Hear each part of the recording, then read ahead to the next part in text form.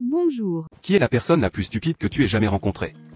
En tant qu'enseignant, il n'est pas rare d'avoir des élèves qui sont un peu en retard sur certains aspects, mais dans 99% des cas, ils sont passionnés par quelque chose. Ils ne savent peut-être pas comment identifier un nom ou ce qu'est un thème, mais ils savent comment préparer une bonne assiette de nachos. On apprend assez vite à ne pas juger les poissons pour leur capacité à grimper aux arbres, vous savez? Je pensais que c'était la règle quand j'enseignais jusqu'à ce que je rencontre Kevin. Kevin n'est pas son vrai nom, mais ça n'a pas d'importance car il ne sait pas les plaies de toute façon. Kevin était un de mes étudiants pendant ma dernière année d'enseignement. Il est arrivé dans ma classe avec très peu de choses à montrer pour son passé académique. Il avait déménagé plusieurs fois et il lui manquait donc beaucoup de résultats aux tests typiques que nous utilisons pour essayer d'estimer leur capacité. Je me suis dit, c'est bien. Je vais juste faire un peu de tête-à-tête avec Kevin et voir ce qu'il en est. Le tête-à-tête avec Kevin était comme une conversation avec quelqu'un qui avait tout oublié dans un incident d'amnésie bizarre, voire impossible. Il n'y avait aucune preuve qu'il avait appris quoi que ce soit au-delà du CP. Et maintenant il était en seconde. Abasourdi, j'ai compris que nous devions être plus sérieux dans cette affaire. S'il devait être dans ma classe, je devais savoir pourquoi et comment. J'ai décidé de le rencontrer, ainsi que son conseiller d'orientation, ses parents et un autre professeur, pour voir ce qui se passait vraiment. C'est là que tout est devenu clair. C'était par un incroyable hasard que sa famille n'avait pas été rayée de la surface de la Terre il y a des années. Il y a des chances que tout son héritage soit basé sur une chance aveugle et une sorte d'intervention divine malade qui sauve sa famille chaque fois qu'une menace se présente. Kevin était le summum génétique de cette réussite nulle.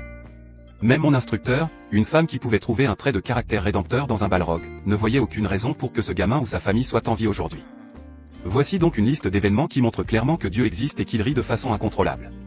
Kevin oubliait souvent où et quand il avait cours. Plus d'une fois, j'ai dû aller le chercher dans d'autres salles de classe. Kevin a mangé un paquet entier de 24 crayons, a vomi, et a recommencé le lendemain. Je ne sais pas où il a trouvé des crayons. Kevin a été renvoyé du programme d'art culinaire après avoir laissé une planche à découper sur la cuisinière à gaz et avoir déclenché un feu. Kevin a jeté son déjeuner sur l'agent de sécurité de l'école et a essayé de s'enfuir. Il s'est heurté à une porte et a insisté sur le fait que ce n'était pas lui. Kevin a volé mon téléphone pendant la classe. Je l'ai appelé. Il a sonné. Il a nié qu'il sonnait. Kevin a traité le coach de basket de putain de salope pendant la séance physique. Les essais de basket avaient lieu cet après-midi-là. Kevin a essayé. Ça ne s'est pas bien passé.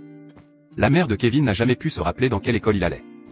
Elle a manqué plusieurs rencontres parce qu'elle se rendait dans d'autres écoles, où il n'est jamais allé.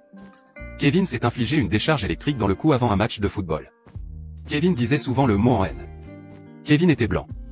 Le lycée était à 84% noir. Kevin se faisait souvent tabasser. Kevin a volé l'iPhone d'un autre élève et a essayé de le lui revendre. Kevin ne comprenait pas que sa note dépendait des tests, des interrogations, des devoirs, du travail en classe et de la participation. Kevin a terminé son premier semestre avec une moyenne de 3 sur 20. Il a essayé de me soudoyer avec 11 $. Kevin a craché sur une fille et lui a dit « Tu devrais enlever ses vêtements mouillés ». La fille était le professeur d'espagnol. Kevin ne savait pas que les chiens et les chats étaient des animaux différents. J'espère que tu as passé un bon moment, bonne journée, bisous.